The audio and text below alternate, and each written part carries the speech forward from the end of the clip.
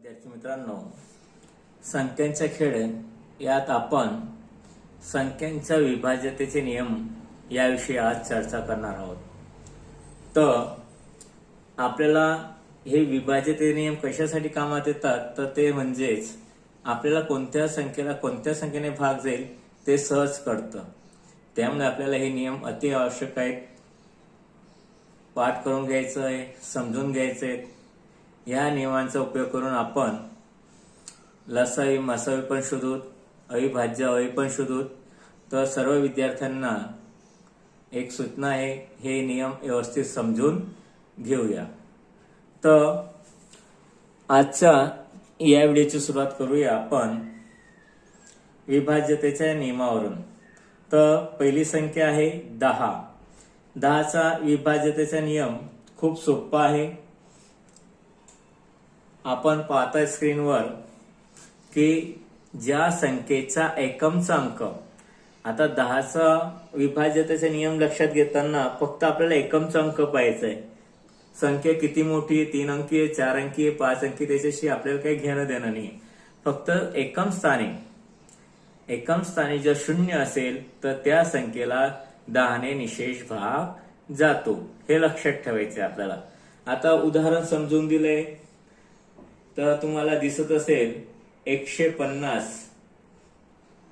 आता 150 हे उदाहरण सोडवताना आपल्याला एकम स्थानी तुम्हाला माहिती काय आहे, 0. मग संख्येच्या एकम स्थानी 0 आहे. आता आपला 10ची गुरुकिल्ली किंवा 10चा विभाजन नियम माहिती की जर एकम स्थानी 0 असेल तर त्या संख्येला 10ने निशेष भाग जातो. म्हणून आपण म्हणू शकतो की त्या संख्येला 10ने निशेष भागू शकतो. 150ला आपण 10ने निशेष भागू शकतो. तसेच दुसरं उदाहरण पहा, 453. आता 453 ह्या संख्येचा एकम स्थानचा अंक 3 आहे. आता विभाज्यतेच्या नियमात आपण 10चा पाहिलं की एकम स्थानी फक्त काय पाहिजे, 0. 0 शिवाय दुसरी संख्या येत असेल तर त्या संख्येला 10ने निशेष भाग जाणार नाही. म्हणून येथे आपण सांगू शकतो की 453ला 10ने निशेष भाग जाणार नाही. तर सर्व विद्यार्थ्यांना 10चा विभाजनाचा नियम समजलाच असेल.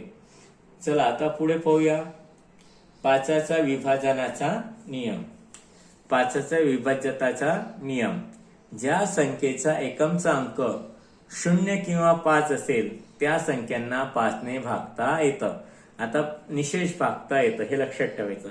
आता इथं 2 संख्या आल्यात. आपण 10च्या वेळेस पाहिलं फक्त एकच होतं, ती म्हणजे 0. एकम स्थानी 0 असेल तर 10ने भाग जातो. पण 5च्या बाबतीत पाहिलं तर एकम स्थानी 2 अंक आहेत, 0 आणि 5. जर एकम स्थानी 0 पण असेल तरी 5ने निशेष भाग जाईल आणि 5 असेल तरी 5ने निशेष भाग जाईल. तर उदाहरण समजून घेऊया. 75. आता 75चं एकम स्थानी किती आहे, 5. Very good. तर आता 5 असल्यामुळे आपल्या विभाज्यतेच्या नियमात लिहिलंय की 0 आणि 5 असेल तर 5ने निशेष भाग जातो. म्हणून संख्येला 5ने निशेष भागू शकतो. म्हणून ही जी संख्या 75 तिला आपण 5ने निशेष भागू शकतो. पुढील संख्या पाहूया 180. आता 180 संख्येचा एकम स्थानी काय आहे, 0. Very good. म्हणून आपण सांगू शकतो की ह्या संख्येला सुद्धा 5ने निशेष भाग जाईल. लक्षात आलं सगळ्या विद्यार्थी मित्रांनो. पुढील उदाहरण पाहूया 347. आता 347 मध्ये एकम स्थानी आपल्याला माहिती काय आहे, 7. आता आपल्याला माहिती आहे 5च्या विभाज्यतेचा नियम की एकम स्थानी फक्त 0 आणि 5 पाहिजे, ते तर 7 आहे. म्हणून आपण सांगू शकतो की या संख्येला 5ने निशेष भाग जाणार नाही. तर आशा करतो की तुम्हाला हे 5चा विभाज्यतेचा नियम समजलेला असेल. आता पुढे जाऊया 2चा विभाज्यतेचा नियम. आपण एकमच पाहायचं आहे. तिघा अंकांसाठी 10 साठी सुद्धा एकमच पाहायचं आहे, 5 साठी सुद्धा एकमच पाहायचं आहे आणि 2 साठी सुद्धा एकमच पाहायचं आहे. संख्येचा एकम स्थानचा अंक काय आहे, 10 साठी आपल्याला माहिती 0 आणि 5 साठी आताच आपण चर्चा केली 0 आणि 5. तर 2 साठी एकम स्थानी कोणते अंक पाहिजे ते नियमात लिहिलेले आहे. ज्या संख्येचा एकमचा अंक 2, 4, 6, 8 किंवा 0 असेल त्या संख्यांना 2 ने निशेष भागता येते. आता तुम्हाला विचार इतका अंक कसं काय पाठ करायचे. आता 2चा पाढा कितीपर्यंत म्हणायचा 4 पर्यंत. बे एक बे, बे दोन 4, बे त्रिक 6, बे चौक 8, 2 4 6 8 आणि एक 0 लक्षात ठेवा. बरोबर. तर आपला हा नियम लक्षात राहून जाईल. मग ज्या संख्येच्या एकम स्थानी 0 2 4 6 8 असेल त्या संख्येला 2 ने निशेष भागता येते. एक उदाहरण समजून घेतो आपण. 468. आता 468 एकम स्थानी काय आहे 8. एकम स्थानचा अंक काय आहे 8. म्हणून आपण सांगू शकतो की 468 ला 2 ने निशेष भागू शकतो कारण की एकम स्थानी 8 आहे. पुढचं उदाहरण पाहूया. 129. आता 129 ह्या संख्येत एकम स्थानी काय दिसते तुम्हाला 9. Very good. एकम स्थानचा अंक काय आहे 9. म्हणून आपण सांगू शकतो की ह्या संख्येला 2 ने भाग जाणार नाही कारण की एकम स्थानी 9 आहे. आपल्याला काय होतं 0 असलं तरी चाललं असतं, 2 असलं तरी चाललं असतं, 4 असलं तरी चाललं असतं, 6 असलं तरी चाललं असतं आणि 8 असलं तरी चाललं असतं, 0 असलं तरी चाललं असतं. म्हणजे याच्याशिवाय जर संख्या आली तर आपण सांगू शकतो की 2 ने भाग जाणार नाही. मग आतापर्यंत आपण 3 संख्यांचे विभाज्यतेचे नियम पाहिलेत.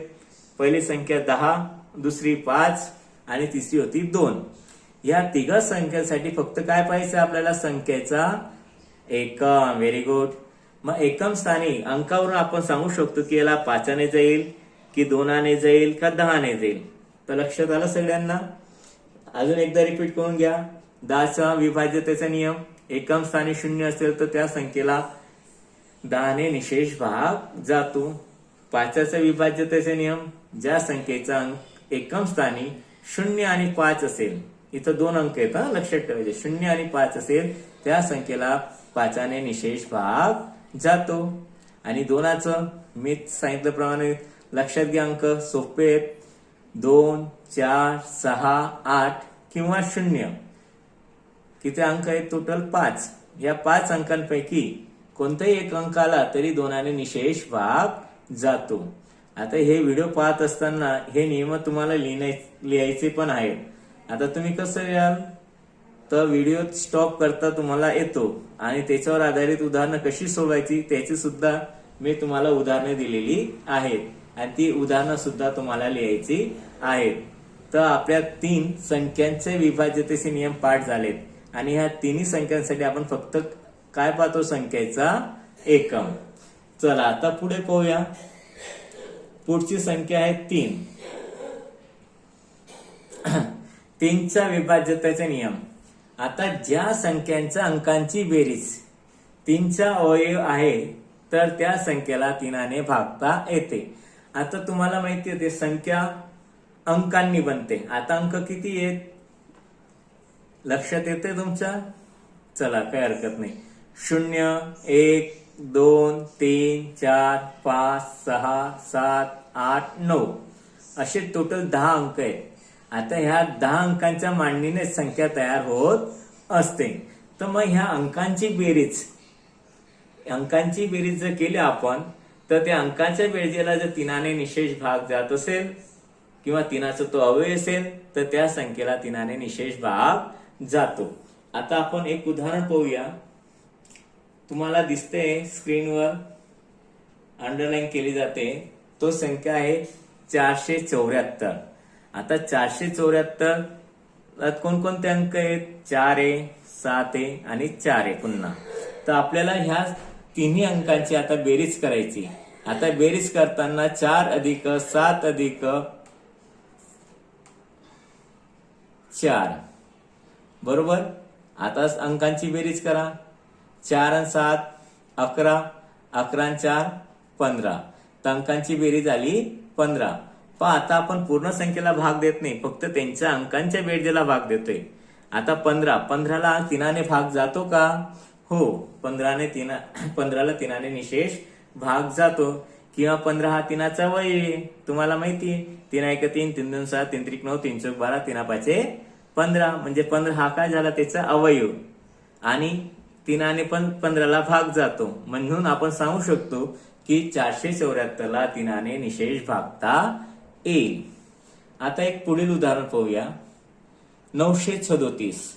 आता इथं सुद्धा 3 अंक आहेत. 9 आहे, 3 आहे, 7 आहे. यांची पुन्हा आपल्याला काय करायची आहे? 3ने भाग जातो की हे तपासण्यासाठी आपल्याला त्या अंकांची काय करावं लागेल? व्हेरी गुड, बेरीज करावी लागेल. ओके, समजतंय तुम्हाला थोडं थोडं? अजून आपण प्रॅक्टिस जेवढी कराल तेवढं गणित छान येतील आपल्याला. तर 9 अधिक 3, 9 3 12, 12 अधिक 7 19. Very good. तर अंकांची बेरीज झाली 19. आता ह्या 19ला 3ने भाग जातो का बरं? 3च्या पाड्यात 19 येतो किंवा भागाकार करून पाहायचा. पण आपल्याला तोंडी भागाकार येत नसेल तर सरळ मागच्या पानात त्या संख्यांचा भागाकार करायचा आहे आणि तोंडी आला तर हरकत नाही. पण जर येत नसेल अंदाजे उत्तर द्यायचं नाही. तर आपण पाहतो की 19 3च्या पाड्यात येत नाही, म्हणजे 3ने निशेष भाग जाणारच नाहीये. तर आपण सांगू शकतो की 937ला 3ने निशेष भाग जाणार नाही. पहा, ही उदाहरणं कशी सोडवायची त्याची सुद्धा मी समज इथं तुम्हाला दिलेली आहे, या व्हिडिओमध्ये दिलेली आहे. तुम्ही पुन्हा व्हिडिओ उदाहरण समजण्यासाठी, नियम समजण्यासाठी स्टॉप करून पुन्हा वाचू शकतात, पाहू शकतात. ओके, चला आता 3चा विभाज्यतेचा नियम सगळ्यांच्या लक्षात आला असेल. आता आपण पुढे जाऊया. पुढील संख्या आहे 9चा विभाज्यतेचा नियम. ज्या मुलांना 3चा विभाज्यतेचा नियम येतो त्या मुलांना सुद्धा 9चा विभाज्यतेचा नियम सहजपणे येईल. तो कसं काय बरं? जसं आपण 9चं काय करत होतो, जे संख्या असेल, दिलेली संख्या असेल त्या संख्येतील जी अंक होते त्यांची आपण बेरीज करत होतो.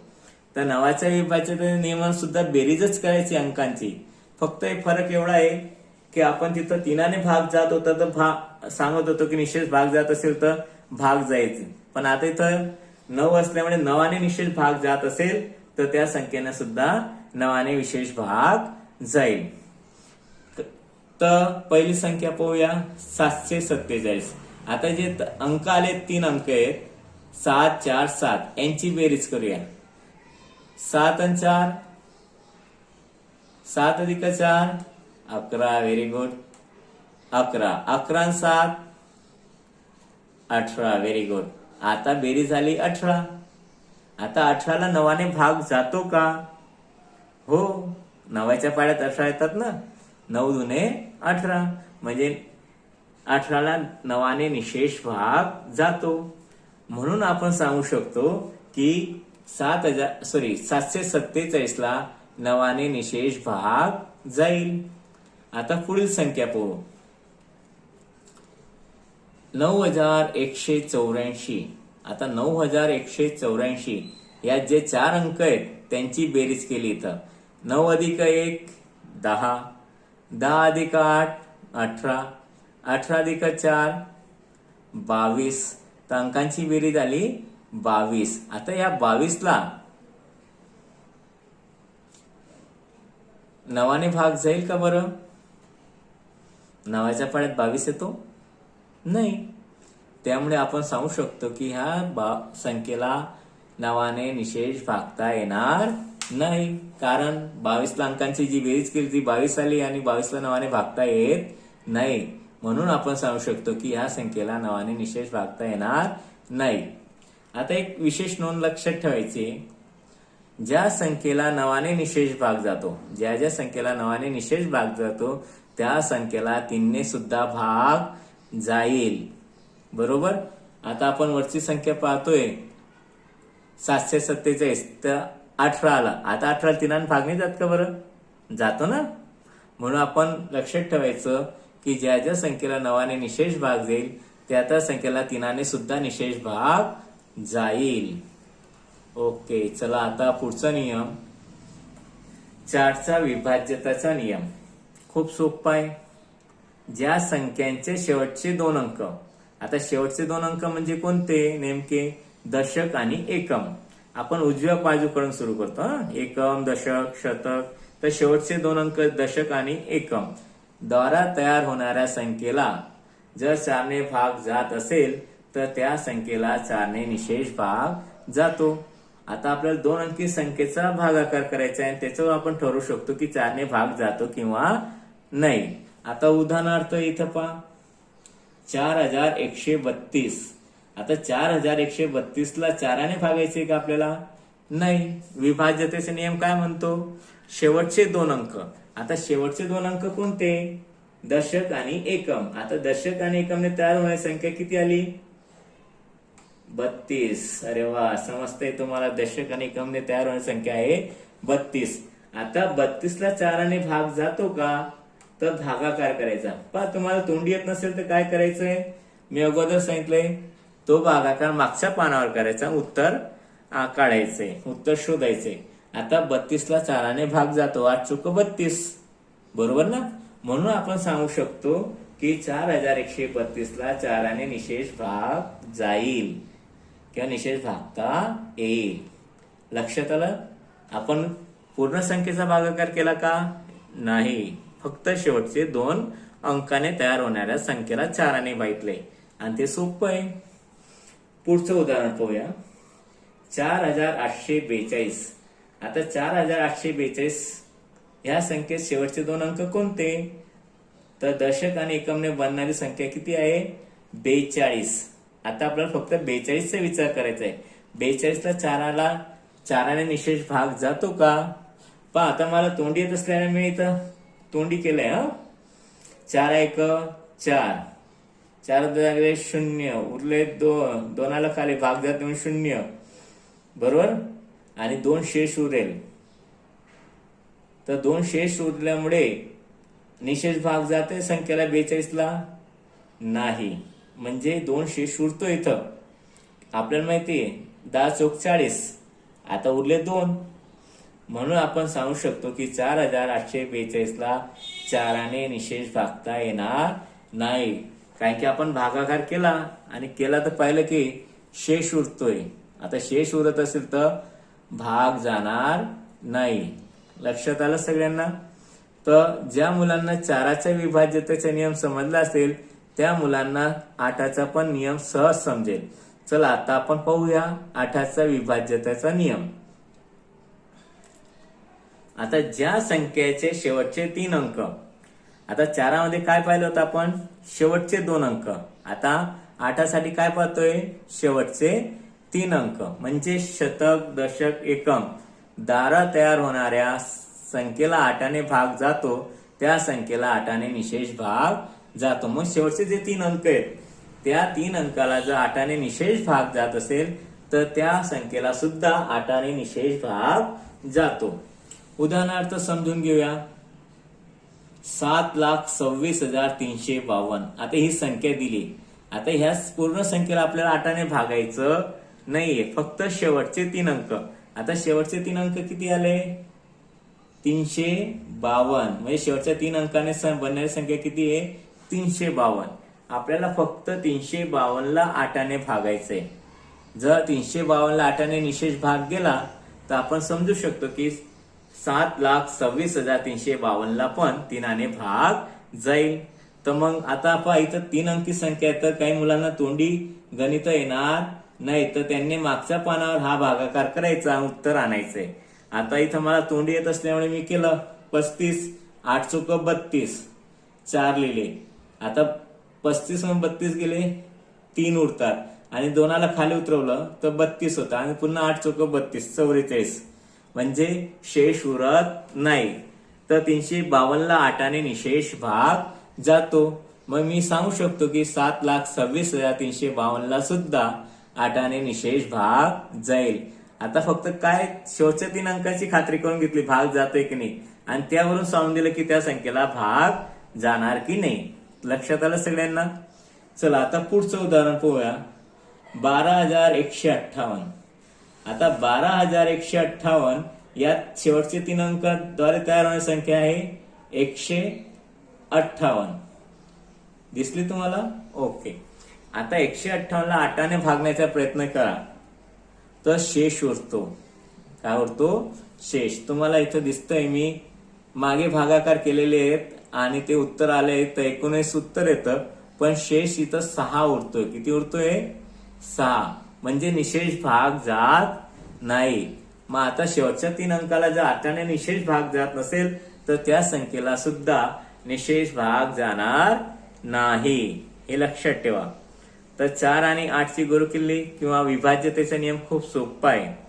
इथे एक नोंद ठेवायची, लक्षात ठेवायचंय, जर संख्येच्या शेवटी 3 शून्य असतील म्हणजे शतक स्थानी, दशक स्थानी आणि एकम स्थानी 0 असेल तर त्या संख्येला सुद्धा 8ने निशेष भाग जातो. उदाहरणार्थ मी समजून दिले तुम्हाला. 1000/8 म्हणजेच 125. तर लक्षात आलं तुम्हाला सगळ्यांना?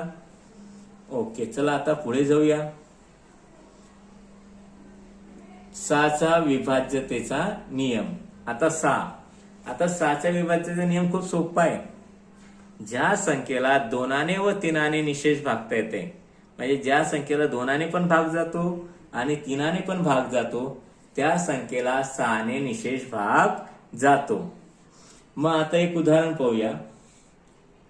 9840. ही उदाहरणं तुम्हाला वहीत लिहून घ्यायची, नियम सुद्धा लिहून घ्यायचे. 9840 यात एकम स्थानी काय आहे? 0. आता एकम स्थानी 0 आहे म्हणजे आपल्याला लगेच लक्षात येतं आपल्या 2चा विभाज्यतेचे नियम. एकम स्थानी 2, 4, 6, 8 0 असेल तर त्या संख्येला 2ने निशेष भाग जातो. म्हणून आपण म्हणू शकतो की या संख्येला 2ने निशेष भाग जाईल. आता 2ची खात्री झाली, आता 3ची खात्री करूया. तर 3ची खात्री करण्यासाठी आपण काय करतो? जी दिलेली संख्या आहे त्याच्यात अंकांची बेरीज करतो. आता अंक कोणकोणते होते? इथं आपण पाहू शकतो 9, 8, 4, 0. ह्या अंकांची आपल्याला काय करायची आहे? बेरीज करायची. तर यांची बेरीज करा. 9 + 8 17, 17 + 4 21, 21 + 0 21. आता 21ला 3ने निशेष भाग जातो? अरे वा, जातो. कारण की 3 7 21 होतात. म्हणून आपण सांगू शकतो की ह्या संख्येला 3ने सुद्धा निशेष भाग जाईल. आता ह्या संख्येला 2 आणि 3ने निशेष भाग जात आहे, तर त्यामुळे आपण सहज सांगू शकतो की ह्या संख्येला 6ने सुद्धा निशेष भाग जाईल. लक्षात आलं सगळ्यांना? ओके, अजून एक उदाहरण पाहूया. 78519. आता ह्या संख्येचा एकम स्थानी काय आहे? 9. Very good. आता 9 येतं 2ने भाग जाईल का बरं या संख्येला? अरे वा, छान. म्हणजे या संख्येला 2ने निशेष भाग जाणार नाही. मग आता 2ने भाग जात नाही तर आपण 3चा विचार करूत का बरं? आपण डायरेक्ट उत्तर सांगूत ना. मग ते 3ने भाग जातो की ते तपासण्याची गरज आहे का बरं? नाही ना. तर मग आपण ह्या संख्येला असं सांगू शकतो. पण लिहिण्याची पद्धत पण पाहून घ्या. तर 78519ला 6ने निशेष भाग जाणार नाही. आता पुढचं अजून एक उदाहरण समजून घ्या. 9434. आता एकम स्थानी 4 आहे म्हणजे 2ने निशेष भाग जाईल. आता आपण अंकांची बेरीज करू. का करू बरं अंकांची बेरीज? 3ने भाग जातो की नाही ते तपासण्यासाठी. अंकांची बेरीज केली तर उत्तर आलं 20. आता 20 3च्या पाड्यात येत नाही किंवा 20ला 3ने निशेष भाग जात नाही. म्हणजे ह्या संख्येला 2ने भाग जातो पण 3ने नाही. आणि आपल्या 6ची अट काय आहे? 6चा विभाज्याचा नियम 2 आणि 3 दोघं संख्येने भाग जायला पाहिजे, पण इथं फक्त 2ने जातोय, 3ने जात नाही. म्हणून आपण सांगू शकतो 9434ला 6ने निशेष भाग जाणार नाही. तर खूप सोपा विभाज्यतेचा नियम होता 6चा. आता 11चा आणि आपला शेवटचा विभाज्यतेचा नियम. 11. ज्या संख्यांच्या उजव्या बाजूकडून विषम स्थान अंक आणि उजव्या बाजूकडून समस्थान अंकांच्या बेरजेतील फरक 0 किंवा 11चे गुणक असेल तर त्या संख्येला 11ने निशेष भाग जातो. आता म्हणजे आपल्याला इथं अंकांची बेरीज करायची, सम आणि विषम.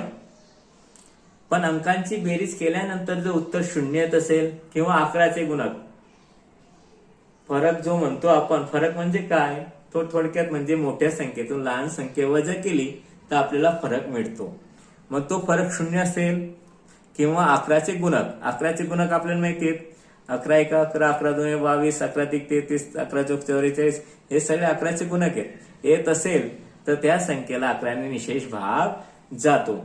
आता तुम्हाला समजून घ्या, ही संख्या आहे 10,824. आता पहा, उजव्या बाजूकडून, उजवी बाजू कोणती? ही उजवी बाजू आहे तुमची, बरोबर, आणि इकडे डावी बाजू आहे. तर उजवी बाजू अंकांचं स्थान, आता उजवी बाजूकडे 4 पहिल्या स्थानी आहे, 2 दुसऱ्या स्थानी आहे, आणि 8 तिसऱ्या स्थानी आहे, 0 चौथ्या स्थानी आहे, आणि 1 हा 5व्या स्थानी. स्थान समजलं सगळ्यांना? उजव्या बाजूकडून 1 2 3 4 5. मग आता 1 2 3 4 5 याच्यात सम आणि विषम संख्या तुम्हाला समजते. सम म्हणजे कोणकोणत्या? 2 4 6 8 ह्या समसंख्या आहेत, आणि विषम 1 3 5 7.